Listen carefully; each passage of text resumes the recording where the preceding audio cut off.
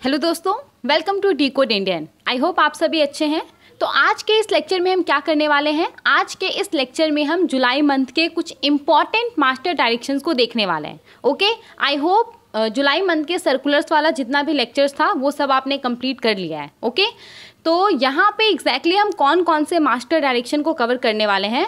तो reserve bank of India के द्वारा बैंकों के अंदर जो फ्रॉड रिस्क होता है उसको मैनेज करने के लिए, उसको मिटिगेट करने के लिए, कम करने के लिए मास्टर डायरेक्शन इशू किया गया है। तो सबसे पहले तो कमर्शियल बैंक और ऑल इंडिया फाइनेंशियल इंस्टीट्यूशंस के अंदर फ्रॉड रिस्क मैनेजमेंट के लिए जो मास्टर डायरेक्शन को इशू किया गया है उसको हम देखेंगे। उसके बाद फिर urban cooperative banks, state cooperative banks और सेंट्रल कोऑपरेटिव बैंक्स के अंदर फ्रॉड रिस्क मैनेजमेंट के लिए जो मास्टर डायरेक्शन इशू किया गया है उसको देखेंगे। और उसके बाद फिर हम non banking financial companies NBFCs के अंदर जो फ्रॉड रिस्क मैनेजमेंट के लिए मास्टर डायरेक्शन इशू किया गया है उसको देखेंगे। ओके, तो इन तीनों मास्टर डायरेक्शन को आज के इस लेक्चर में हम कवर करने वाले हैं। और देखिए, मैंने कोशिश किया है कि जितना सारा भी इम्पॉर्टेंट पॉइंट है, जिस पॉइंट से आपसे क्वेश्चन पूछा जा सकता है, उन सबको मैंने यहाँ पे ऐड किया है। ठीक है, तो चलिए शुरू करते हैं। अगर आपको इस पर्टिकुलर लेक्चर का पीडीएफ चाहिए होगा या फिर आने वाला जितना भी लेक्चर है उसका अगर आपको पीडीएफ चाहिए होगा तो वो भी आपको मिल जाएगा आसानी से। टेलीग्राम चैनल का लिंक डिस्क्रिप्शन बॉक्स में दिया गया है, वहाँ से जा करके आप पीडीएफ डाउनलोड कर सकते हैं। ओके, तो चलिए शुरू करते हैं। तो यहाँ पे सबसे पहला जो मास्टर डायरेक्शन हमारे सामने है ये 15 जुलाई 2024 का है। Commercial bank including regional rural banks और ऑल इंडिया फाइनेंशियल इंस्टीट्यूशन के अंदर फ्रॉड रिस्क को मैनेज करने के लिए, उसको मिटिगेट करने के लिए इस मास्टर डायरेक्शंस को इशू किया गया है। ओके, अब देखिए, जब हम बात करते हैं फ्रॉड के बारे में, मतलब बैंकों के अंदर जो फ्रॉड होता है, जब हम बात करते हैं इसका, तो इसका एग्जैक्टली मतलब क्या होता है। तो बैंक के अंदर आपको पता होगा कि अलग अलग तरह का फ्रॉड होता है। जैसे कि मान लीजिए कोई बोरोवर है, वो बैंक के पास गया, बैंक को उसने फॉल्स इन्फॉर्मेशन दे दिया और उसके आधार पे उसने बैंक से लोन ले लिया और फिर वो डिफ़ॉल्ट कर देता है, तो ये लोन फ्रॉड हो गया। इसके बाद मान लीजिए कि कोई व्यक्ति है, उसने किसी दूसरे पर्सन का क्रेडिट कार्ड चोरी कर लिया और उससे वो शॉपिंग कर रहा है, परचेसेस कर रहा है, तो ऐसे केस में बैंक को भी नुकसान होता है और जो कार्ड होल्डर है उसको भी नुकसान होता है। इसके अलावा बहुत बार आपने सुना होगा कि जो बैंक का एम्प्लॉय होता है, क्योंकि हम सबको पता है कि बैंक के अंदर जो एम्प्लॉयज़ काम करते हैं उनके पास एक्सेस होता है बहुत सारे सिस्टम तक, राइट। तो बहुत बार क्या होता है ना कि बैंक के एम्प्लॉयज़ के द्वारा कस्टमर के अकाउंट से या बैंक के फंड से वो लोग फंड ट्रांसफ़र कर देते हैं अपने खुद के बेनिफिट के लिए, तो इस तरीके का फ्रॉड होता है। बहुत बार आपने चेक फ्रॉड के बारे में सुना होगा, नकली साइन कर दिया जाता है चेक के ऊपर और उसके थ्रू कैश विड्रॉ कर लिया जाता है। फिशिंग के बारे में आपने सुना होगा, जो कस्टमर्स होते हैं उनको मैनिपुलेट करके, इनको ट्रिक करके उनका जो पर्सनल बैंकिंग इन्फॉर्मेशन होता है वो ले लिया जाता है और फिर उनके अकाउंट तक एक्सेस करके जो फंड है वो विड्रॉ कर दिया जाता है। मनी लॉन्ड्रिंग, एटीएम फ्रॉड, तो अलग अलग तरह का फ्रॉड होता है, राइट, बैंक के अंदर। तो इसको प्रिवेंट करने के लिए, इसको डिटेक्ट करने के लिए, इसको मैनेज करने के लिए यहाँ पे आरबीआई ने ये मास्टर डायरेक्शन इशू किया है ऑन फ्रॉड रिस्क मैनेजमेंट। किस चीज़ के लिए? तो commercial bank, regional rural banks, all India financial institutions के अंदर जो फ्रॉड रिस्क है उसको मैनेज करने के लिए, उसको कम करने के लिए। ओके, समझ में आ गया। अब देखिए, सबसे पहले तो ये जो मास्टर डायरेक्शन को इशू किया गया है उसका नाम क्या है? तो यहाँ पे इसका नाम क्या है? Reserve bank of India fraud risk management in commercial banks including regional rural banks and all India financial institutions directions 2024। Okay, तो ये इसका प्रॉपर नाम है। अब ये जो डायरेक्शंस को इशू किया गया है ये reserve bank of India act 1934 के चैप्टर 3A और चैप्टर 3B के तहत जो पावर है उसका इस्तेमाल करके इशू किया गया है। इसके अलावा बैंकिंग रेगुलेशन एक्ट 1949 के सेक्शन 21 और सेक्शन 35A के तहत जो पावर है उसका इस्तेमाल करके इशू किया गया है। ओके, और देखिए, ये जो डायरेक्शंस है ये आरबीआई का सेम टॉपिक के ऊपर जो पहला वाला डायरेक्शन था 2016 वाला, reserve bank of India frauds classification and reporting bye commercial banks and selected financial institutions, तो ये यहाँ पे इसको रिप्लेस कर देगा। मतलब अभी वाला जो डायरेक्शंस है जिसको अभी हम पढ़ने वाले हैं, तो ये 2016 का जो डायरेक्शन है उसको रिप्लेस कर देगा। ओके, उसको सुपरसीड कर देगा। समझ में आ गया। तो चलिए, अब हम यहाँ पे जो पूरा मास्टर डायरेक्शन है उसका एक एक प्रोविज़न पढ़ने वाले हैं। और शुरू करने से पहले मैं आपको बता देना चाहती हूँ कि इस मास्टर डायरेक्शन को बहुत ही ध्यान से समझिए, क्योंकि अगर आप ये ध्यान से नहीं समझेंगे तो इसके बाद जो और 2 मास्टर डायरेक्शन हम पढ़ने वाले हैं, एक तो है urban cooperative bank, state cooperative bank और सेंट्रल कोऑपरेटिव बैंक्स के अंदर किस तरीके से फ्रॉड रिस्क को मैनेज किया जाएगा उसके ऊपर, और एक है एनबीएफसीज के लिए, राइट। तो वो दोनों मास्टर डायरेक्शन भी आपको समझ में नहीं आएगा, इसीलिए इसको अगर आप अच्छे से समझ लेंगे, ये जो पहला वाला मास्टर डायरेक्शन है इसको अगर आप अच्छे से समझ लेंगे तो आपको वो दोनों मास्टर डायरेक्शन समझने में बिल्कुल दिक्कत नहीं होगा। ओके, तो बहुत ही ध्यान से समझिएगा। देखिए, सबसे पहले तो यहाँ पे एप्लीकेबिलिटी के बारे में बोला गया है कि इस डायरेक्शन के अंदर जो जो प्रोविजंस है वो किसके किसके ऊपर एप्लीकेबल होगा।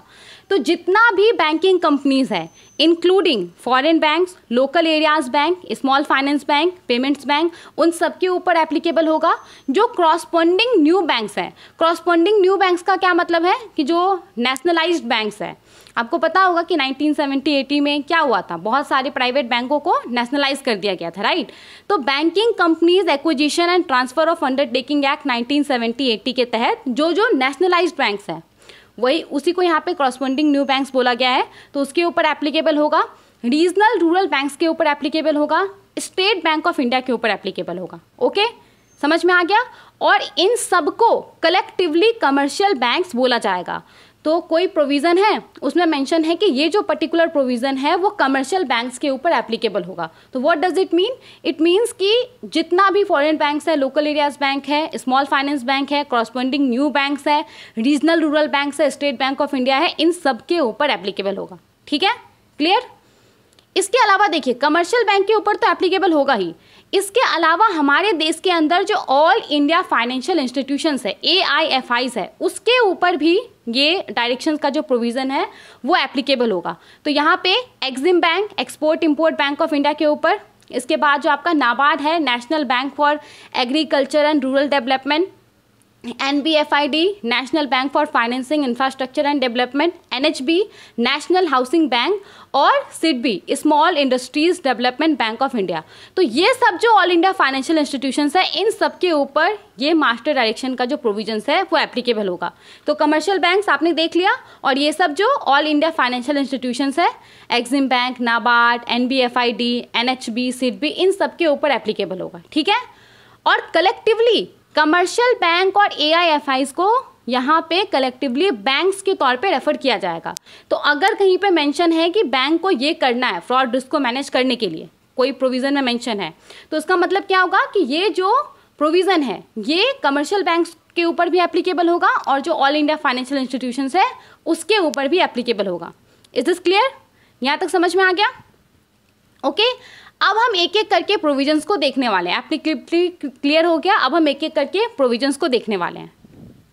देखिए, सबसे पहले यहाँ पे बैंकों के अंदर जो फ्रॉड रिस्क मैनेजमेंट है उसके लिए कैसा गवर्नेंस स्ट्रक्चर होगा, क्या रूल होगा, क्या रेगुलेशंस होगा जिसका इस्तेमाल करके फ्रॉड रिस्क को मैनेज किया जाएगा, उसको लेकर के यहाँ पे प्रोविजंस है। तो क्या बोला गया है कि बैंकों के अंदर एक बोर्ड अप्रूव्ड पॉलिसी होना चाहिए फ्रॉड रिस्क मैनेजमेंट के लिए। और देखिए यहाँ पे बैंकों के अंदर मैंने बोला, तो इसका मतलब क्या है, कमर्शियल बैंक और all India financial institutions. Okay, दोनों का यहाँ पे बात हो रहा है। ठीक है, तो सबसे पहला पॉइंट में क्या बोला जा रहा है कि बैंकों के अंदर एक बोर्ड अप्रूव्ड पॉलिसी होना चाहिए फ्रॉड रिस्क मैनेजमेंट के लिए, और इस पॉलिसी के अंदर बोर्ड कमिटीज़, बैंक का जो सीनियर मैनेजमेंट है, उन सब का रोल और रिस्पॉन्सिबिलिटीज़ मेंशन होना चाहिए। ओके, इसके बाद देखिए, अगर कोई बैंक है, लेट्स से कोई कमर्शियल बैंक है या फिर कोई ऑल इंडिया फाइनेंशियल इंस्टीट्यूशन है, और उसके अंदर कोई फ्रॉड के बारे में पता चला है, तो यहाँ पे उसमें जो भी पर्सन इन्वॉल्व होगा, जो भी इंटिटीज़ इन्वॉल्व होगा, या फिर उस बैंक का कोई प्रमोटर भी तो इन्वॉल्व हो सकता है, या कोई होल टाइम या एग्जीक्यूटिव डायरेक्टर इन्वॉल्व होगा, तो यहाँ पे उन सबको डिटेल सो कॉज नोटिस भेजा जाएगा। जिस भी पर्सन के ऊपर, एंटिटी के ऊपर, प्रमोटर, होल टाइम या एग्जीक्यूटिव डायरेक्टर के ऊपर एलिगेशंस लगा होगा फ्रॉड का, और उसको एग्जामाइन किया जा रहा होगा, तो उसको यहाँ पे डिटेल्ड एक सो कॉज नोटिस भेजा जाएगा। और इस सो कॉज नोटिस में कंप्लीट डिटेल्स होगा कि किस ट्रांजैक्शन, किस एक्शन, किस इवेंट के वजह से जो ये इस सिचुएशन को as a fraud situation consider किया गया है, ये उसको बताया जाएगा। पूरा एक डिटेल जो सो कॉज नोटिस है वो उस पर्सन, एंटिटी को भेजा जाएगा ताकि उसको पता रहे, राइट, कि किस चीज़ का एलिगेशंस उसके ऊपर इम्पोज किया गया है, किस चीज़ के लिए उसको शो कॉज नोटिस भेजा जा रहा है। ओके, अब देखिए यहाँ पे जब किसी पर्सन या एंटिटीज़ को शो कॉज नोटिस भेजा जाएगा तो उसको एक रीजनेबल टाइम दिया जाएगा उस शो कॉज नोटिस के ऊपर रिस्पॉन्ड करने के लिए। तो यहाँ पे ये रीजनेबल टाइम 21 दिन से कम का नहीं हो सकता है, कम से कम उसको 21 दिन का समय देना पड़ेगा, 21 डेज का समय देना पड़ेगा उस पर्सन एंटिटीज़ को शो कॉज नोटिस के ऊपर रिस्पॉन्ड करने के लिए। तो बेसिकली इस प्रोविज़न को इसीलिए यहाँ पे ऐड किया गया है ताकि जो पर्सन है, जो एंटिटीज़ है जिसके ऊपर एलिगेशन लगा हुआ है, तो उसके पास प्रॉपर टाइम हो, बैंक उसके अगेंस्ट में कोई एक्शन ले उससे पहले उसके पास प्रॉपर टाइम हो अपना रिस्पॉन्स तैयार करने का। इसलिए यहाँ पे इस प्रोविज़न को शामिल किया गया है। तो यहाँ पे पर्सन या एंटिटीज़ को जो शो कॉज नोटिस भेजा जाएगा तो इस नोटिस के ऊपर रिस्पॉन्ड करने के लिए उसको कम से कम 21 दिन का समय दिया जाएगा। ओके, क्लियर हो गया यहाँ तक? इसके बाद देखिए यहाँ पे बैंक का जो फ्रॉड रिस्क मैनेजमेंट पॉलिसी होगा इसको कम से कम 3 साल में एक बार रिव्यू किया जाएगा। तो यहाँ पे ये मिनिमम रिक्वायरमेंट है, बैंक के अंदर जो फ्रॉड रिस्क मैनेजमेंट पॉलिसी होगा उसको 3 साल में कम से कम एक बार रिव्यू किया जाएगा। और अगर बैंक चाहता है तो उसको मोर फ्रिक्वेंटली भी रिव्यू कर सकता है, मतलब हर 1 साल में या 3 महीने, हर 3 महीने पे, हर 4 महीने पे भी इसको रिव्यू कर सकता है। मिनिमम रिक्वायरमेंट है यहाँ पे कि हर 3 साल में एक बार तो फ्रॉड रिस्क मैनेजमेंट पॉलिसी को रिव्यू करना ही करना होगा। ओके, क्लियर हो गया यहाँ तक? आगे बढ़ते हैं। इसके बाद देखिए यहाँ पे क्या बोला जा रहा है, यहाँ पे बोला जा रहा है कि बैंक एक स्पेशल बोर्ड कमिटी सेटअप करेगा फ्रॉड से जुड़ा हुआ जो केसेस है उसको मॉनिटर करने के लिए, उसके फॉलोअप के लिए, यानी कि उसका जो प्रोग्रेस है उसको ट्रैक करने के लिए। तो बैंक यहाँ पे एक स्पेशल बोर्ड कमिटी सेटअप करेगा और इस कमिटी का नाम क्या होगा? Special committee of the board for monitoring and follow up of cases of frauds, SCBMF इस कमिटी का नाम होगा। अब इस कमिटी के अंदर मिनिमम 3 मेंबर्स होगा जिसमें से एक होल टाइम डायरेक्टर होना चाहिए और कम से कम 2 इंडिपेंडेंट डायरेक्टर या नॉन एग्जीक्यूटिव डायरेक्टर होना चाहिए। ओके, जब हम बात करते हैं होल टाइम डायरेक्टर के बारे में तो इसका क्या मतलब होता है? होल टाइम डायरेक्टर को किसी कंपनी के अंदर ना होल टाइम के लिए अपॉइंट किया जाता है, होल टाइम बेसिस पे उसको अपॉइंट किया जाता है। वो कंपनी का जो डे टू डे ऑपरेशन रहता है उसमें इन्वॉल्व रहता है।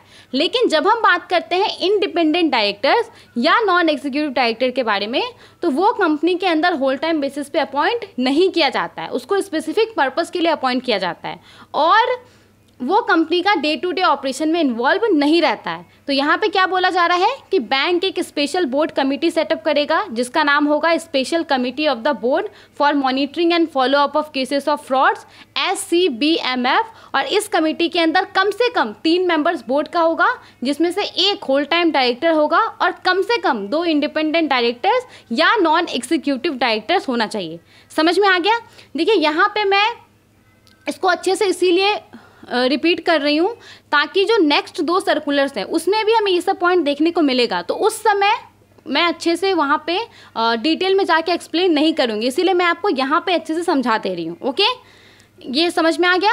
अब देखिए ये जो कमिटी है इसको हेड कौन करेगा, इसको लीड कौन करेगा? तो one of the independent directors या नॉन एग्जीक्यूटिव डायरेक्टर्स इसको हेड करेगा। ओके, नाउ अगर हम बात करें कि इस कमिटी का काम क्या होगा, क्या काम करेगा, किस पर्पस से बैंक के द्वारा इस कमिटी को सेटअप किया जाएगा, तो ये जो SCBMF कमिटी होगा ये बैंक के अंदर जो फ्रॉड रिस्क मैनेजमेंट होगा उसके इफेक्टिवनेस को देखेगा, यानी कि ये देखेगा कि फ्रॉड रिस्क को मैनेज करने के लिए, उसको प्रिवेंट करने के लिए, उसको मिटिगेट करने के लिए जो रूल रेगुलेशंस है वो काम कर भी रहा है कि नहीं कर रहा है, तो इन सब चीज़ों को ये देखेगा। ओके, इन सब के अलावा यहाँ पे ये क्या करेगा, तो जो भी फ्रॉड से जुड़ा हुआ केसेस है उसको ये रिव्यू करेगा, मॉनिटर करेगा, जो रूट कॉज एनालिसिस है वो ये करेगा कि क्या रीज़न है, किस रीज़न के वजह से जो फ्रॉड है वो हो रहा है, और इसके लिए वो ये मिटिगेटिंग मेजर्स बताएगा कि कौन कौन सा तरीका अपनाया जा सकता है नंबर ऑफ फ्रॉड्स को कम करने के लिए। तो बेसिकली यहाँ पे ये जो इंटरनल कंट्रोल है, रिस्क मैनेजमेंट फ्रेमवर्क है, उसको मजबूत करने के लिए यहाँ पे फैसला लेगा और बैंक के अंदर जो फ्रॉड से जुड़ा हुआ केसेस है उसको कम करने के लिए फैसला लेगा। ओके, समझ में आ गया क्या काम है इसका?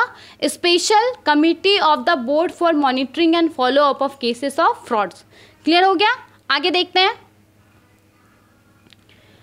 इसके बाद देखिए यहाँ पे विसल ब्लोअर कंप्लेंट्स के बारे में आपने सुना होगा। विसल ब्लोअर के बारे में आपने सुना होगा। विसल ब्लोअर कौन होता है? विसल ब्लोअर एक ऐसा व्यक्ति होता है जो जनरली ये कोई कंपनी है, उसके अंदर कोई एम्प्लॉय है या फिर कंपनी का कोई आदमी है जो कि कंपनी के अंदर कोई गलत काम हो रहा है, कोई अनएथिकल बिहेवियर हो रहा है, कोई इलीगल एक्टिविटीज़ हो रहा है, उसको लेकर के रिपोर्ट करता है। तो वैसे व्यक्ति को क्या बोला जाता है? विसल ब्लोअर बोला जाता है। मान लीजिए कोई कंपनी है, उस कंपनी में कोई एम्प्लॉय है और उस एम्प्लॉय को कुछ पता चलता है उस कंपनी के बारे में कि वहाँ पे कुछ गलत काम हो रहा है, तो उसने यहाँ पे रिपोर्ट किया इसको लेकर के, तो वो क्या कहलाएगा? विसल ब्लोअर कहलाएगा।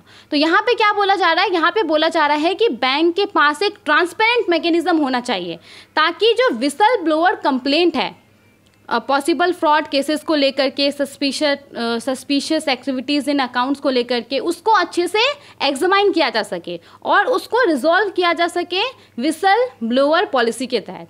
ओके, क्लियर हो गया? इन सब के अलावा देखिए यहाँ पे बैंक के बोर्ड के द्वारा जो फ्रॉड रिस्क मैनेजमेंट पॉलिसी को अप्रूव किया जाएगा, तो इसके इम्प्लीमेंटेशन के लिए कौन रिस्पॉन्सिबल होगा? तो इसके इम्प्लीमेंटेशन के लिए जो बैंक का सीनियर मैनेजमेंट होगा, जैसे कि CEO हो गया, COF हो गया, तो वो सब इसके लिए रिस्पॉन्सिबल होगा। ओके, क्लियर हो गया यहाँ तक? तो ये हमने किसके बारे में बात किया था? हाँ, पहले हमने special committee of the board for monitoring and follow up cases of fraud, ये जो था उसको देख लिया था। अब हम आगे बढ़ते हैं।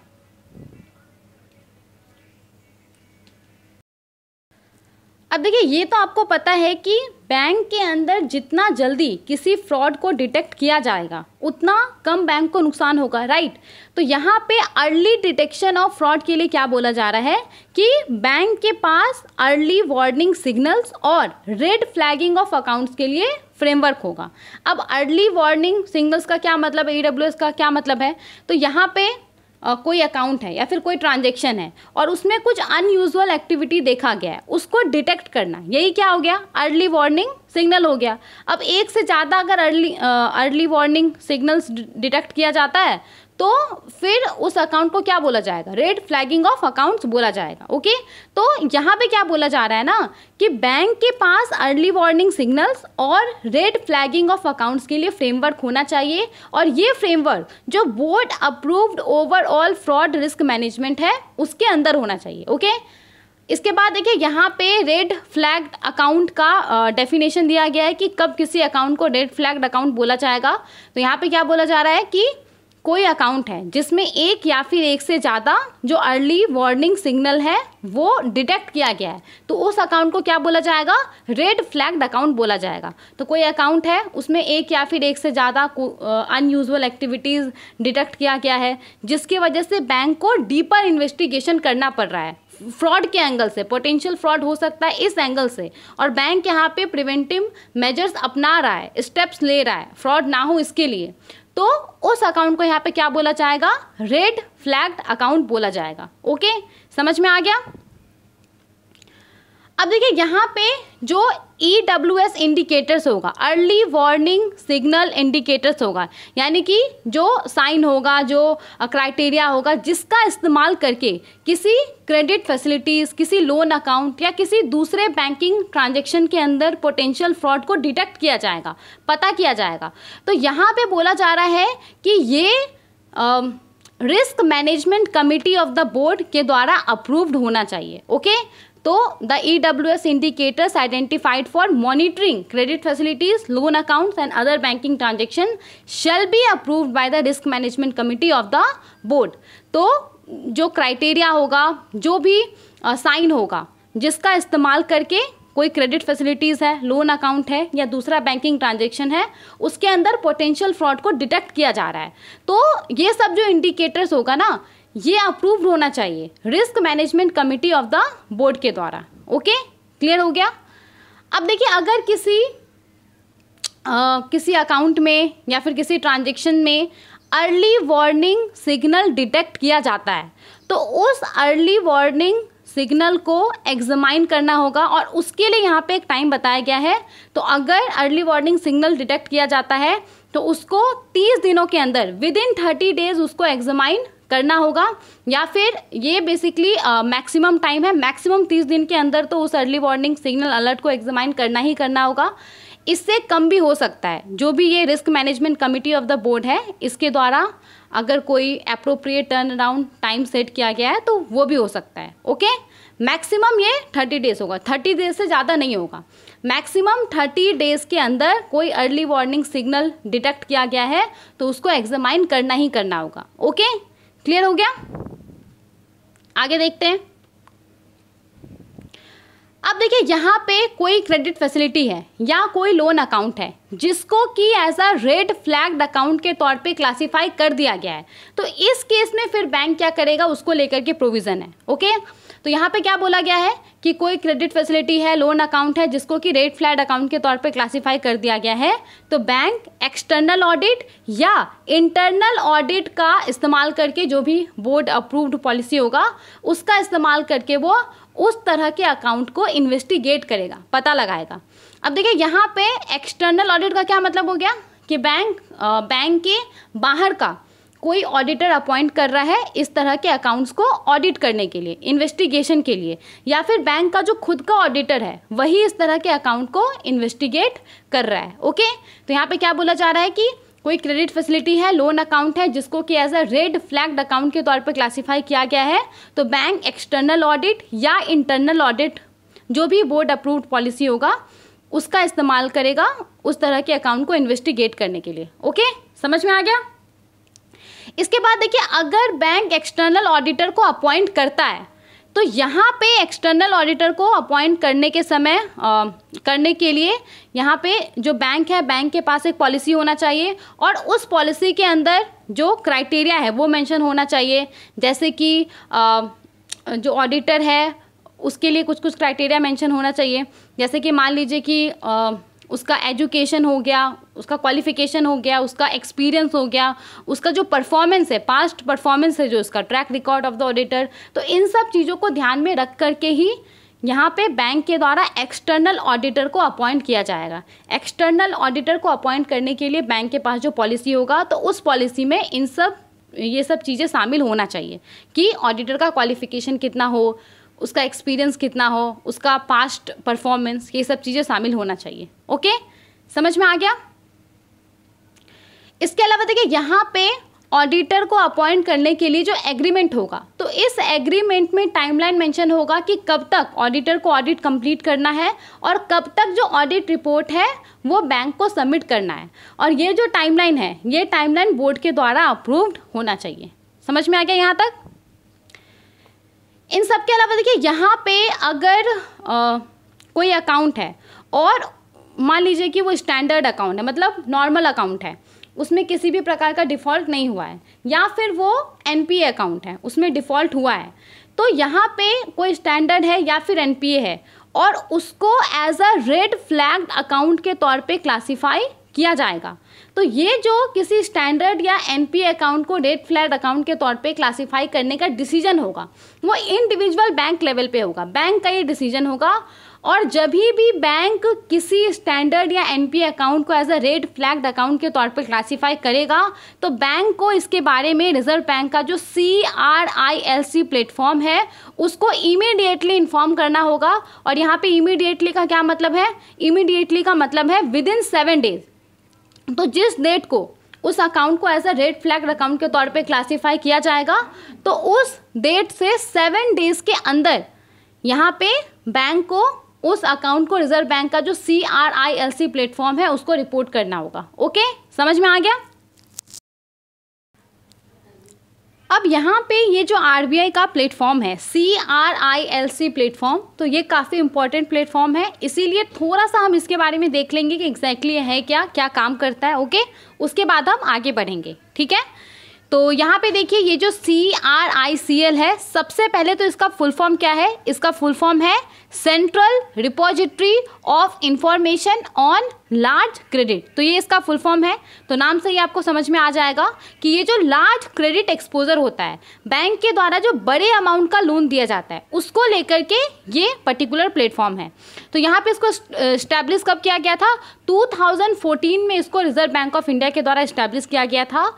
अब ये करता क्या है? तो ये प्लेटफॉर्म बैंक और फाइनेंशियल इंस्टीट्यूशंस के द्वारा जो लार्ज क्रेडिट प्रोवाइड किया जाता है, बैंक और फाइनेंशियल इंस्टीट्यूशंस का जो लार्ज क्रेडिट एक्सपोजर होता है, उसको लेकर के जो इन्फॉर्मेशन होता है, वो इन्फॉर्मेशन ये कलेक्ट करता है और स्टोर करता है। तो बैंक के द्वारा जो क्रेडिट इन्फॉर्मेशन रहता है वो CRILC को प्रोवाइड किया जाता है। कैसे? बोरोवर्स को लेकर के।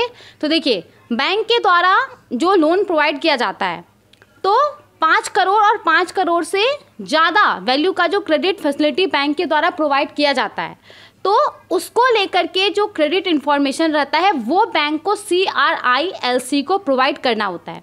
अब ये फंड बेस्ड हो सकता है या नॉन फंड बेस्ड हो सकता है। मान लीजिए कि कोई बैंक है और बैंक ने किसी बोरोवर को 3 करोड़ रुपए का लोन दिया, ठीक है, और लेट्स से कि 3 करोड़ रुपए के वैल्यू का गारंटी भी उसको लेकर के बैंक ने इशू किया है।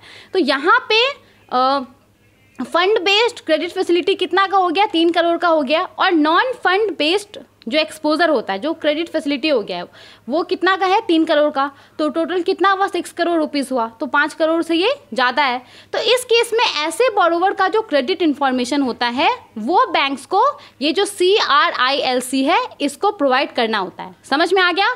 तो CRICL का फुल फॉर्म है central repository of information on large credit. 2014 में इसको RBI ने इस्टेब्लिश किया था। ये करता क्या है? तो ये बैंकों और फाइनेंशियल इंस्टीट्यूशंस का जो लार्ज क्रेडिट एक्सपोजर होता है, उससे जुड़ा हुआ जो इन्फॉर्मेशन रहता है, उसको ये कलेक्ट और स्टोर करने का काम करता है। तो बैंक के द्वारा जो भी लोन प्रोवाइड किया जाता है, जो भी फंड बेस्ड या non fund based credit facility provide किया जाता है 5 करोड़ और 5 करोड़ से ऊपर का, तो उसको लेकर के जो क्रेडिट इन्फॉर्मेशन रहता है वो बैंक CRICL को प्रोवाइड करता है। समझ में आ गया?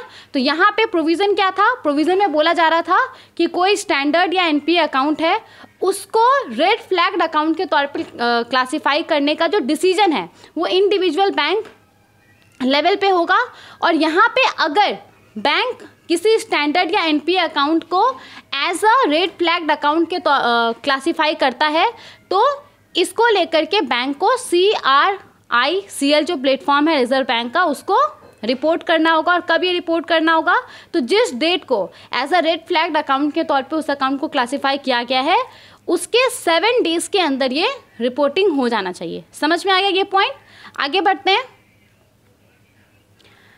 अब देखिए, यहाँ पे कोई अकाउंट है जिसको कि रेड फ्लैग्ड अकाउंट के तौर पे क्लासीफाई कर दिया गया है, तो जो पूरा प्रोसेस होगा किसी अकाउंट को रेड फ्लैग्ड अकाउंट के तौर पे क्लासीफाई करने का, किसी अकाउंट को फ्रॉड के तौर पे क्लासीफाई करने का, और उस अकाउंट के ऊपर जो रेड फ्लैग का स्टेटस है वो हटाने का, ये जो पूरा प्रोसेस होगा ना, ये बैंक को यहाँ पे बोला गया है कि 180 डेज़ के अंदर, विद इन 180 डेज़ के अंदर जो है ये पूरा प्रोसेस कंप्लीट हो जाना चाहिए। और ये जो 180 डेज़ है वो कब से कैलकुलेट होगा? तो जिस डेट को पहली बार उस अकाउंट को एज अ रेड फ्लैग्ड के तौर पे जिस डेट को पहली बार उस अकाउंट को रेड फ्लैग्ड अकाउंट के तौर पे रिपोर्ट किया गया होगा CRILC प्लेटफॉर्म को, तो उस डेट से ये 180 डेज़ कैलकुलेट होगा। समझ में आ गया? तो कोई अकाउंट है, उसको रेड फ्लैग्ड अकाउंट के तौर पे क्लासीफाई कर दिया गया है, तो जो पूरा प्रोसेस होगा उसको एज अ फ्रॉड के तौर पे क्लासीफाई करना, उसके ऊपर से रेड फ्लैग का स्टेटस हटाना, तो ये सब 180 डेज़ के अंदर कंप्लीट हो जाना चाहिए। और ये 180 डेज़ कब से कैलकुलेट होगा? तो जिस डेट को उस बैंक के द्वारा CRILC प्लेटफॉर्म को उस अकाउंट को एज द रेड फ्लैग के तौर पे रिपोर्ट किया जाएगा, उस डेट से ये 180 डेज़ कैलकुलेट होगा। Is this clear? उसके बाद देखिए यहाँ पे क्या बोला जा रहा है कि अब देखिए, ज़रूरी तो नहीं है ना कि बैंक 180 डेज़ के अंदर ही ये जो पूरा प्रोसेस है अकाउंट को एज अ फ्रॉड के तौर पे क्लासीफाई करना, उसके ऊपर से रेड फ्लैग का स्टेटस हटाना, ये 180 डेज़ के अंदर हो ही जाए, ऐसा तो नेसेसरी नहीं है, नहीं भी हो सकता है। तो यहाँ पे वैसे केसेस में जो रेड फ्लैग का स्टेटस है अगर वो 180 डेज के अंदर रिमूव नहीं होता है, 180 डेज से ज़्यादा समय लग जाता है, तो इस तरह के केसेस को जो बैंक का स्पेशल कमेटी है SCBMF, special committee of the board for monitoring and follow up of cases of fraud, तो इसको रिपोर्ट करना होगा रिव्यू के लिए। और साथ ही में जब बैंक इस कमेटी को ऐसे केसेस को रिपोर्ट करेगा तो बैंक को बताना पड़ेगा रीज़न कि क्यों 180 डेज़ के अंदर जो ये पूरा केस है वो क्लोज नहीं हो पाया, इसके ऊपर जो रेड फ्लैग का स्टेटस था वो रिमूव नहीं हो पाया, ये यहाँ पे बैंक को बताना पड़ेगा। Okay, is this clear? उसके बाद देखते हैं, अब देखिए यहाँ पे वैसा केस जहाँ पे जो लॉ इन्फोर्समेंट एजेंसीज है उसने सू मोटो इनिशिएट किया है किसी बोरोवर के अकाउंट को इन्वेस्टिगेट करने के लिए। सू मोटो का क्या मतलब होता है, आपने अक्सर लॉ लैंग्वेज में देखा होगा। देखिए होता क्या है ना कि जैसे लॉ इन्फोर्समेंट एजेंसी है, उसके पास कोई रिक्वेस्ट नहीं आया है, उसके पास इसको लेकर के कोई केस नहीं है, वो खुद से किसी बोरोवर के अकाउंट को इन्वेस्टिगेट कर रहा है, तो यही सू मोटो कहलाता है। तो यहाँ पे बोला जा रहा है कि लॉ इन्फोर्समेंट एजेंसी अगर किसी बोरोवर अकाउंट के अंदर सू मोटो इनिशिएट करता है तो इस केस में बैंक इमीडिएटली उस अकाउंट को एज अ रेड फ्लैग के तौर पे क्लासीफाई कर देगा। जो भी पूरा प्रोसेस होता है किसी अकाउंट को रेड फ्लैग के तौर पे क्लासीफाई करने का, और यहाँ पे कोशिश करेगा कि 180 डेज़ के अंदर जो क्लासिफिकेशन ऑफ अकाउंट है एज अ फ्रॉड और जो पूरा प्रोसेस है वो 180 डेज़ के अंदर कंप्लीट हो जाए। ओके, क्लियर हो गया ये वाला भी पॉइंट? आगे बढ़ते हैं।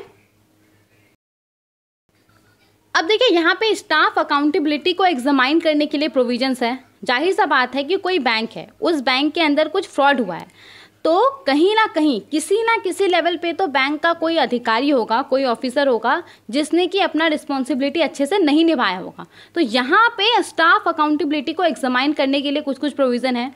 तो सबसे पहले तो क्या बोला जा रहा है कि जो पब्लिक सेक्टर बैंक्स है और जो ऑल इंडिया फाइनेंशियल इंस्टीट्यूशंस है वो स्टाफ अकाउंटेबिलिटी को एग्जामाइन करेगा, मतलब कि जो भी स्टाफ है उसका रोल रिस्पॉन्सिबिलिटी को वो एग्जामाइन करेगा।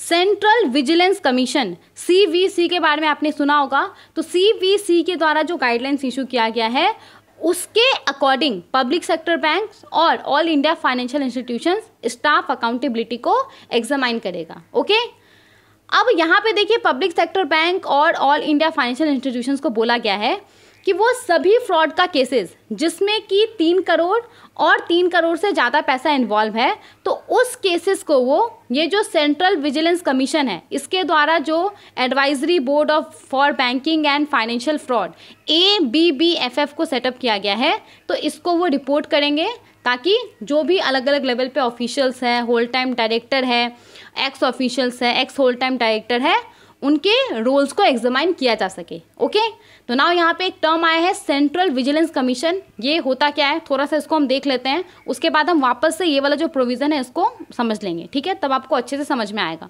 तो यहाँ पे देखिए ये जो सेंट्रल विजिलेंस कमीशन है ये है क्या, तो ये एक एपेक्स गवर्नमेंट बॉडी है, यानी कि एक हाईएस्ट गवर्नमेंट बॉडी है।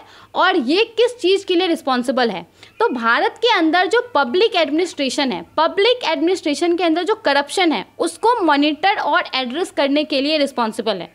अब गवर्नमेंट एजेंसीज हो गया, गवर्नमेंट ऑफिसर्स हो गए, तो क्या होता है उनके द्वारा जो लोगों को सर्व किया जाता है, जो लॉज को इन्फोर्स किया जाता है, इसमें बहुत बार करप्शन होता है। तो करप्शन को मॉनिटर और उसको एड्रेस करने के लिए जो सेंट्रल विजिलेंस कमीशन है ये रिस्पॉन्सिबल है। ओके, भारत सरकार के द्वारा 1964 में इसको सेटअप किया गया था और ये इंडिपेंडेंटली काम करता है, यानी कि इसको किसी भी प्रकार का जो गवर्नमेंट बॉडी है ये इन्फ्लुएंस नहीं कर सकता। ये इंडिपेंडेंटली काम करता है और ये किस बात को इंश्योर करता है, ये इंश्योर करता है गवर्नमेंट ऑफिशियल्स के इंटीग्रिटी को, यानी कि उनके ऑनेस्टी को, कि वो ऑनेस्ट होकर के काम करें। पब्लिक सर्विसेज के अंदर ये ट्रांसपेरेंसी और अकाउंटेबिलिटी को ये प्रमोट करता है। इस बात को प्रमोट करता है कि जो भी डिसीजंस लिया जा रहा है लोगों के लिए वो लोगों को पता हो। और अगर कोई अधिकारी है, मान लीजिए कोई गवर्नमेंट एजेंसी है और उसमें कोई अधिकारी है जिसके द्वारा कुछ भूल किया गया हो, तो उसको अकाउंटेबल बनाया जा सके। मतलब कि वो उसके लिए जिम्मेदार ठहराया जा सके। तो इन सब चीज़ों को ये प्रमोट करता है। ओके, तो सेंट्रल विजिलेंस कमीशन क्या है? ये एक एपेक्स गवर्नमेंटल बॉडी है जो किस चीज़ के लिए रिस्पॉन्सिबल है? पब्लिक एडमिनिस्ट्रेशन के अंदर गवर्नमेंट एजेंसीज जो ऑफिशियल्स हैं वहाँ पे जो करप्शन होता है उसको मॉनिटर और उसको एड्रेस करने के लिए ये रिस्पॉन्सिबल है। 1964 में इसको इस्टेब्लिश किया गया था भारत सरकार के द्वारा। ये इंडिपेंडेंटली काम करता है। ये गवर्नमेंट ऑफिशियल्स के इंटीग्रिटी को, ताकि वो ऑनेस्ट होकर के काम कर सके, उसको इंश्योर करता है। और इंश्योर करता है कि जो पब्लिक सर्विसेज है वहाँ पे ट्रांसपेरेंसी को ये प्रमोट करता है, लोगों को हर चीज़ पता हो इस चीज़ को ये प्रमोट करता है। और अकाउंटेबिलिटी को ये प्रमोट करता है, ताकि कोई अगर ऑफिसर है जो गलत कर रहा है उसको अकाउंटेबल ठहराया जा सके। ओके, वो रिस्पॉन्सिबल हो अगर उसके द्वारा कुछ गलत किया जा रहा है। तो समझ में आ गया? तो यहाँ पे क्या प्रोविज़न था? प्रोविज़न था कि जो पब्लिक सेक्टर बैंक्स है और जो ऑल इंडिया फाइनेंशियल इंस्टीट्यूशंस है वो यहाँ पे स्टाफ अकाउंटेबिलिटी को एग्जामाइन करेगा, जो सेंट्रल विजिलेंस कमीशन के द्वारा गाइडलाइंस इशू किया गया है उसके अकॉर्डिंगली। और पब्लिक सेक्टर बैंक और ऑल इंडिया फाइनेंशियल इंस्टीट्यूशंस के द्वारा जितना भी वैसा केसेस जिसमें कि 3 करोड़ और 3 करोड़ से ज़्यादा, 3 करोड़ और 3 करोड़ से ज़्यादा पैसा इन्वॉल्व है, तो उस केसेस को ये जो सेंट्रल विजिलेंस कमीशन है सीवीसी के द्वारा जो advisory board of banking and financial fraud ABBFF को सेटअप किया गया है उसको ये रिपोर्ट करेंगे। किस लिए रिपोर्ट करेंगे? ताकि ये जो advisory board for banking and financial fraud है ये एग्जामाइन कर सकें जो ऑफिशियल्स है, जो भी होल टाइम डायरेक्टर है, एक्स ऑफिशियल है, एक्स होल टाइम डायरेक्टर है, उसके रोल को। ठीक है, समझ में आ गया ये वाला पॉइंट? आगे बढ़ते हैं। अब देखिए वैसा केस जहां पे बैंक का सीनियर एग्जीक्यूटिव इन्वॉल्व है, कोई फ्रॉड का केस है और उसमें बैंक का सीनियर एग्जीक्यूटिव इन्वॉल्व है, जैसे कि बैंक का MD हो गया, CEO हो गया, एग्जीक्यूटिव डायरेक्टर हो गया। ओके, तो ऐसे केस में क्या बोला जा रहा है ना कि इस केस को फिर जो audit committee of the board होता है वो ऐसे केसेस में इन सब का जो अकाउंटेबिलिटी है उसको एग्जामाइन करेगा और जो भी रिपोर्ट आएगा उसको बोर्ड के सामने रखेगा। ओके, इन सब के अलावा क्या बोला जा रहा है यहाँ पे कि जो पब्लिक सेक्टर बैंक्स है और ऑल इंडिया फाइनेंशियल इंस्टीट्यूशंस है, तो पब्लिक सेक्टर बैंक और ऑल इंडिया फाइनेंशियल इंस्टीट्यूशंस के केस में इस तरीके का जो केस होगा तो उसको ये जो CVC के द्वारा जो ABBFF को सेटअप किया गया है तो उसके पास उसको रिपोर्ट करना होगा। ओके, उसके पास उसको रेफर करना होगा इस तरीके के केस को जिसमें कि सीनियर एग्जीक्यूटिव्स इन्वॉल्व है। ओके, क्लियर हो गया? आगे बढ़ते हैं। अब देखिए यहाँ पे पीनल मेजर्स के बारे में बोला जा रहा है। कोई पर्सन है, कोई एंटिटी है, ठीक है, उसको एज अ फ्रॉड के तौर पे क्लासिफाई कर दिया गया है, फ्रॉड के तौर पे उसको रिपोर्ट कर दिया गया है। तो यहाँ पे उसके लिए क्या क्या मेजर्स अपनाया जाएगा, उसको क्या क्या पनिशमेंट दिया जाएगा। तो यहाँ पे क्या बोला जा रहा है कि वैसा पर्सन या entity reserve bank of India के द्वारा जो भी फाइनेंशियल एंटिटीज़ को रेगुलेट किया जाता है, यानी कि वैसा पर्सन या एंटिटीज़ रिजर्व बैंक के द्वारा जो भी RBI रेगुलेटेड एंटिटी है उससे ना ही तो फंड रेज कर सकता है, ना ही तो एडिशनल क्रेडिट फैसिलिटीज़ अवेल कर सकता है। और ये कब तक नहीं कर सकता है? तो 5 सालों तक नहीं कर सकता है। और 5 साल यहाँ पे कब से कैलकुलेट होगा? 5 ईयर्स कब से कैलकुलेट होगा? तो जिस डेट को उसके द्वारा जो भी डिफ्रॉडेड अमाउंट है या फिर कॉम्प्रोमाइज सेटलमेंट के तहत एक सेटलमेंट अमाउंट तय हुआ है वो है, तो जिस डेट को वो जो फुल पैसा है डिफ्रॉडेड अमाउंट का या सेटलमेंट अमाउंट का उसका रीपेमेंट कर देता है, तो उस दिन से ये जो 5 साल है वो कैलकुलेट होगा। Okay, this is very important provision, तो इसको एक बार और ध्यान से समझ लीजिए। कोई पर्सन है, एंटिटी है, उसको बैंक के द्वारा एज अ फ्रॉड के तौर पे क्लासीफाई कर दिया गया है, फ्रॉड के तौर पे उसको रिपोर्ट कर दिया गया है, तो वैसा पर्सन, एंटिटी, जो भी रेगुलेटेड एंटिटी है उससे फंड रेज नहीं कर सकता है, ना ही तो क्रेडिट फैसिलिटीज़ अवेल कर सकता है। कब तक? तो 5 साल तक नहीं कर सकता है। और ये 5 साल कब से कैलकुलेट होगा? तो जिस डेट को उसके द्वारा फुल रीपेमेंट किया जाएगा डिफ्रॉडेड अमाउंट या सेटलमेंट अमाउंट का, तो उस समय से ये जो 5 साल है वो कैलकुलेट होगा। ओके, समझ में आ गया? अब देखिए कोई पर्सन है या एंटिटी है, उसने पूरा डिफ्रॉडेड अमाउंट का रीपेमेंट कर दिया, सेटलमेंट अमाउंट का उसने रीपेमेंट कर दिया, तो अब ये नेसेसरी नहीं है कि लेंडिंग बैंक्स को ऐसे पर्सन एंटिटीज़ को लोन देना ही देना होगा। ये पूरा लेंडिंग बैंक्स के पास पावर है, वो अपना कमर्शियल डिसीजन ले सकता है। वो अगर चाहे तो ऐसे पर्सन का जो रिक्वेस्ट है लेट्स से एडिशनल लोन लेने के लिए, तो उसको वो एक्सेप्ट कर सकता है या फिर वो डिक्लाइन कर सकता है। तो it's up to lending banks. Okay, यहाँ तक समझ में आ गया। अब देखिए हम यहाँ पे एक बहुत ही इंपॉर्टेंट प्रोविजंस पढ़ने वाले हैं और इससे बहुत ज़्यादा चांसेस है कि क्वेश्चंस बनेगा एग्जाम में, तो इसको बहुत ही ध्यान से समझिए। देखिए, अगर बैंक के अंदर कुछ फ्रॉड होता है तो उसका रिपोर्टिंग करना पड़ेगा लॉ इन्फोर्समेंट एजेंसीज़ को। अब यहाँ पे जैसे ही बैंक के अंदर कोई फ्रॉड का इंसिडेंट होता है तो उसको इमीडिएटली रिपोर्ट करना होगा लॉ इन्फोर्समेंट एजेंसीज़ को। किस तरीके से रिपोर्ट करना होगा तो उसको ध्यान से समझिए। सबसे पहले तो देखिए, अगर प्राइवेट सेक्टर बैंक्स है या फिर फॉरेन बैंक्स है, प्राइवेट बैंक्स है या फॉरेन बैंक्स है, तो उसके अंदर अगर कोई फ्रॉड होता है जिसमें कि 1 करोड़ से कम पैसा इन्वॉल्व है, तो वैसे केस को लेकर के इसको रिपोर्ट करना होगा स्टेट या फिर यूनियन टेरिटरी पुलिस को। वैसे केस को उसको लॉस करना होगा स्टेट या फिर यूनियन टेरिटरी पुलिस के पास। ओके, अब मान लीजिए कोई प्राइवेट बैंक है या फॉरेन बैंक है और उसके अंदर कोई फ्रॉड हुआ है जिसमें 1 करोड़ और 1 करोड़ से ज़्यादा पैसा इन्वॉल्व है, तो फिर इस तरीके के केस को वैसे प्राइवेट सेक्टर या फॉरेन बैंक्स को जो ministry of corporate affairs government of India का सीरियस फ्रॉड इन्वेस्टिगेशन ऑफिस है उसको रिपोर्ट करना होगा। मतलब स्टेट और यूनियन टेरिटरी पुलिस को तो रिपोर्ट करना ही होगा, उसके पास तो कंप्लेंट लॉन्च करना ही होगा। साथ ही में जो government of India ministry of corporate affairs के अंदर सीरियस फ्रॉड इन्वेस्टिगेशन ऑफिस है SFIO, उसको भी रिपोर्ट करना होगा। ओके, और यहाँ पे जो SFIO को रिपोर्टिंग किया जाएगा, तो यहाँ पे जो उसको रिपोर्टिंग किया जाएगा तो जो भी फ्रॉड का डिटेल्स रहेगा उसके लिए एक फॉर्मेट आता है फ्रॉड मॉनिटरिंग रिटर्न। तो इस फॉर्मेट के अंदर FMR फॉर्मेट के अंदर ये रिपोर्टिंग करना होगा। ओके, समझ में आया। प्राइवेट बैंक और फॉरेन बैंक्स के अंदर अगर कोई फ्रॉड होता है और उसमें 1 करोड़ से कम पैसा इन्वॉल्व है तो उसको लेकर के जो प्राइवेट बैंक या फॉरेन बैंक है वो किसको रिपोर्ट करेगा, स्टेट या फिर यूटी पुलिस को करेगा, उसके पास कंप्लेन लॉन्च करेगा। अब 1 करोड़ या 1 करोड़ से ज़्यादा पैसा इन्वॉल्व है तो स्टेट या यूटी पुलिस को तो इन्फॉर्म करेगा ही, उसके पास तो कंप्लेन लॉन्च करेगा ही। साथ ही में जो ministry of corporate affairs government of India के अंदर सीरियस फ्रॉड इन्वेस्टिगेशन ऑफिस है उसको भी इन्फॉर्म करेगा। ओके, उसको भी रिपोर्ट करेगा। समझ में आ गया। अब हम बात करते हैं पब्लिक सेक्टर बैंक्स और रीजनल रूरल बैंक्स के बारे में। अभी तक हमने क्या देखा, प्राइवेट सेक्टर बैंक्स और फॉरेन बैंक्स का देखा।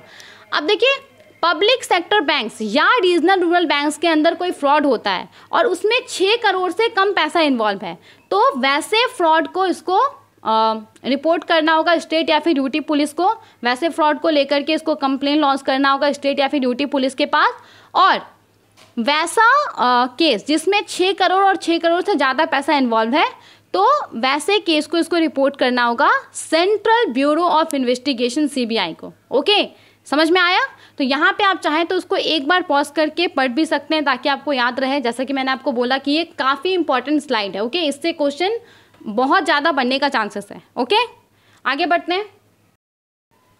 अब देखिए, बैंकों के अंदर कुछ फ्रॉड हुआ है तो फ्रॉड का जो इंसिडेंट है उसको लेकर के बैंकों को रिजर्व बैंक ऑफ इंडिया को रिपोर्ट करना होगा, तो उसको लेकर के यहाँ पे प्रोविज़न है। तो बैंकों के द्वारा RBI को जो रिपोर्टिंग किया जाएगा इंसिडेंट्स ऑफ फ्रॉड का, तो उसमें यूनिफॉर्मिटी लाने के लिए, कंसिस्टेंसी लाने के लिए यहाँ पे क्या बोला जा रहा है कि बैंकों के द्वारा जो भी रिपोर्टिंग किया जाएगा वो फ्रॉड मॉनिटरिंग रिटर्न के थ्रू किया जाएगा, ऑनलाइन पोर्टल का इस्तेमाल करके। और जब भी बैंक किसी भी फ्रॉड के केस को रिपोर्ट करेगा RBI के पास, तो यहाँ पे अलग अलग कैटेगरी है, तो इस कैटेगरी में से वो एक को चूज़ करेगा। ओके, अब ये क्या क्या है, तो सबसे पहला क्या है, टोटल 11 है आई थिंक। तो जैसे कि देखिए, सबसे पहला क्या है, miss appropriation of funds and criminal breach of trust. Okay, मान लीजिए कि बैंक का कोई एम्प्लॉय है और बैंक के एम्प्लॉय के पास कुछ फंड है किसी पर्पस के लिए, लेकिन वो उस फंड का मिसयूज़ करता है अपने बेनिफिट के लिए। तो अगर कुछ इस तरीके का केस हुआ है बैंक के अंदर, तो बैंक इसको miss appropriation of funds and criminal breach of trust के अंदर, ये जो कैटेगरी है इसके अंदर RBI को रिपोर्ट करेगा। ओके, समझ में आ गया।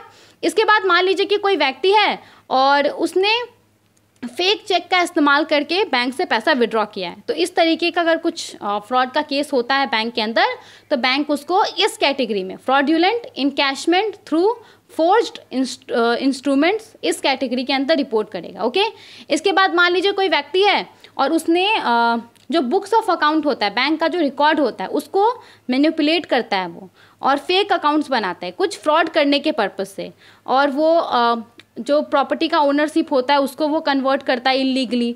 तो अगर कुछ इस तरीके का केस हुआ है तो बैंक को इस कैटेगरी के अंदर आरबीआई को रिपोर्ट करना पड़ेगा। ओके, इसी प्रकार से यहाँ पे देखिए 11 है, आप चाहें तो इसको पॉज करके पढ़ सकते हैं।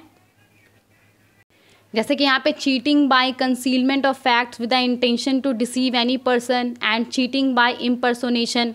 मान लीजिए कोई व्यक्ति है, उससे कुछ इंपॉर्टेंट जानकारी छुपाया जा रहा है ताकि वो मतलब कंप्लीट इन्फॉर्मेशन के आधार पे कुछ डिसीजन नहीं ले पाए, या फिर कोई व्यक्ति है वो किसी दूसरे व्यक्ति का आइडेंटिटी चुरा करके, आइडेंटिटी पहन करके वो जो बैंक है उससे लेट्स से कि कोई बेनिफिट ले रहा है। तो इस तरीके का जो केस है वो यहाँ पे बैंक के द्वारा, ये जो कैटेगरी है इसके अंदर बैंक को रिपोर्ट किया जाएगा। ओके, तो इस तरीके से टोटल 11 अलग अलग कैटेगरी है। बैंक को जो मोस्ट अप्रोप्रिएट कैटेगरी है उसके अंदर आरबीआई के पास रिपोर्ट करना होगा। ओके, आगे बढ़ते हैं।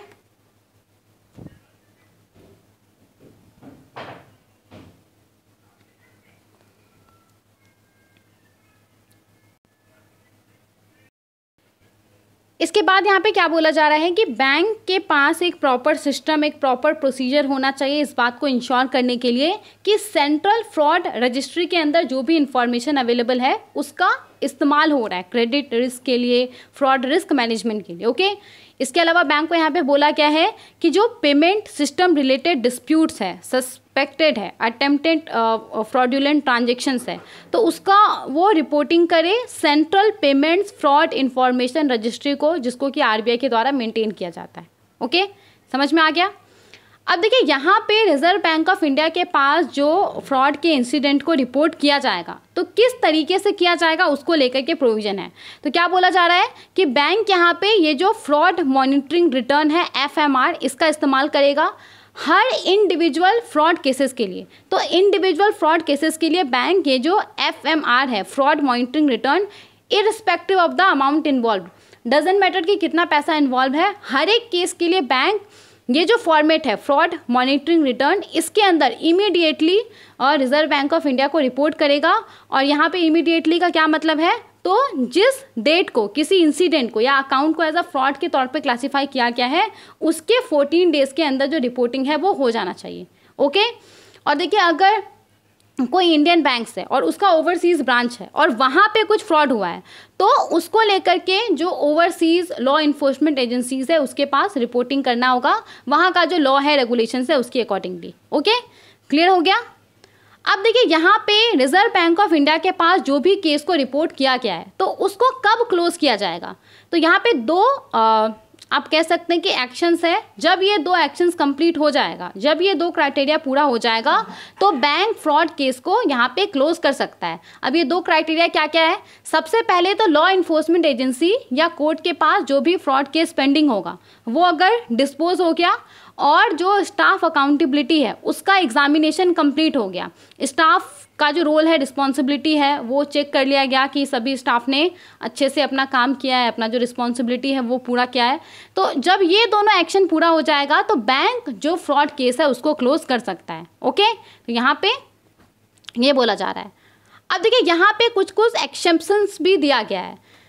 बैंक यहाँ पे स्टैटिस्टिकल या रिपोर्टिंग पर्पस के लिए वैसा फ्रॉड केस जिसमें कि अप टू 1 करोड़ रुपीस तक इन्वॉल्व है, तो वैसे फ्रॉड केस को बैंक यहाँ पे अगर स्टाफ अकाउंटेबिलिटी को एग्जामाइन कर लिया गया है और मान लीजिए कि बैंक के अंदर कोई केस है जिसमें कि 1 करोड़ रुपए तक इन्वॉल्व है। ओके, लेकिन वो जो इन्वेस्टिगेशन है ना उसको लेकर के वो अभी चल ही रहा है, या जो चार्ज शीट है वो अभी तक लॉ इन्फोर्समेंट एजेंसी के द्वारा कोर्ट में फाइल नहीं किया गया है और इसको लेकर के 3 साल से ज़्यादा समय हो गया है। जब पहली बार FIR को जिस दिन FIR को रजिस्टर किया गया था उससे 3 साल से ज़्यादा समय हो गया है और इन्वेस्टिगेशन अभी भी चालू है, charge sheet law enforcement agency के द्वारा अभी भी फाइल नहीं किया गया है, या फिर लॉ इन्फोर्समेंट एजेंसीज के द्वारा चार्ज शीट तो फाइल किया गया है ट्रायल कोर्ट में, लेकिन अभी तक ट्रायल स्टार्ट नहीं हुआ है और इसको लेकर के भी 3 साल से ज़्यादा समय हो गया है। तो इस केस में भी बैंक अगर चाहे तो वो ऐसा जो केस है उसको क्या कर सकता है, क्लोज कर सकता है। ओके, तो ये यहाँ पे आप कह सकते हैं कि एक एक्सेप्शन है, यही बोला जा रहा है कि स्टैटिस्टिकल और रिपोर्टिंग पर्पसेस के लिए इस तरीके के केस को भी, जिसमें कि 1 करोड़ रुपए तक इन्वॉल्व है, और ये सब जो नीचे दिया गया है कि इन्वेस्टिगेशन चल रहा है, चार्जशीट फाइल नहीं हुआ है, या फिर चार्जशीट फाइल हुआ है, ट्रायल अभी तक स्टार्ट नहीं हुआ है, तो इस तरीके के केस को भी क्लोज किया जा सकता है। Okay, is this clear? देखिए, कहीं पे भी कन्फ्यूजन होने से कमेंट में आप बता सकते हैं। आई अंडरस्टैंड कि बहुत सारा प्रोविजंस एक साथ समझने से आपको कन्फ्यूजन हो रहा होगा, तो आप चाहें तो रिपीट कर लें अगर आपको कहीं पे कन्फ्यूजन लग रहा है। फिर भी अगर आपको समझ में नहीं आता है तो कमेंट करके आप पूछ सकते हैं। ओके, क्लियर हो गया? अब देखिए, यहाँ पे लीगल ऑडिट का बात किया गया है, legal audit of title documents in respect of large value loan accounts. तो बहुत बार क्या होता है ना, बैंक के द्वारा जो लार्ज अमाउंट का लोन प्रोवाइड किया जाता है, अब जाहिर सा बात है कि बैंक उसको लेकर के कुछ कोलेट्रल रहता है। ठीक है, अब कोलेट्रल में मान लीजिए कि कुछ घर है, कोई प्रॉपर्टी है, तो उसका जो डॉक्यूमेंट होता है वो बोरोवर के द्वारा बैंक के पास जमा किया जाता है। तो उस डॉक्यूमेंट को वेरीफाई करने के लिए, उसका ऑडिट करने के लिए कि वो सही है कि नहीं है, उसको लेकर के यहाँ पे प्रोविजंस हैं। तो क्या बोला जा रहा है कि बैंक के द्वारा जितना भी ऐसा क्रेडिट फैसिलिटीज़ प्रोवाइड किया गया है जो 5 करोड़ और 5 करोड़ से ज़्यादा अमाउंट का है, और उसको लेकर के जो भी टाइटल डीड्स है, टाइटल डीड्स क्या होता है, टाइटल डीड्स और कुछ भी नहीं, लीगल डॉक्यूमेंट होता है जो कि कोई प्रॉपर्टी है उसके ओनरशिप को प्रूव करता है कि ये जो प्रॉपर्टी है इसको ये व्यक्ति ओन करता है। ठीक है, तो क्या बोला जा रहा है कि बैंक के द्वारा जो भी क्रेडिट फैसिलिटीज़ प्रोवाइड किया जाता है 5 करोड़ और 5 करोड़ से ज़्यादा वैल्यू का, तो उसको लेकर के बैंक के पास जो भी टाइटल डीड्स है, जो दूसरे रिलेटेड टाइटल डॉक्यूमेंट्स है, तो उसको बैंक पीरियोडिक उसका लीगल ऑडिट होगा, यानी कि उसको समय समय पे चेक किया जाएगा, उसको वेरीफाई किया जाएगा कि ये सही है कि नहीं है, ये वैलिड है कि नहीं है। और कब तक वेरीफाई किया जाएगा, तो जब तक लोन का फुल रिपेमेंट नहीं हो जाता है तब तक वेरीफाई किया जाएगा। ओके, तो यहाँ पे आपको ये याद रखना है, यहाँ पे आपको याद रखना है कि बैंक के द्वारा जो भी क्रेडिट फैसिलिटीज़ प्रोवाइड किया गया है जिसका वैल्यू 5 करोड़ और 5 करोड़ से ज़्यादा है, उसको लेकर के जो टाइटल डीड्स है, जो दूसरे रिलेटेड डॉक्यूमेंट है, उसका समय समय पे जो ऑडिट है वो होगा, जो रीवेरिफिकेशन है वो होगा। ओके, अब यहाँ पे small finance bank, local areas bank और रीजनल रूरल बैंक के लिए कुछ अलग नियम है।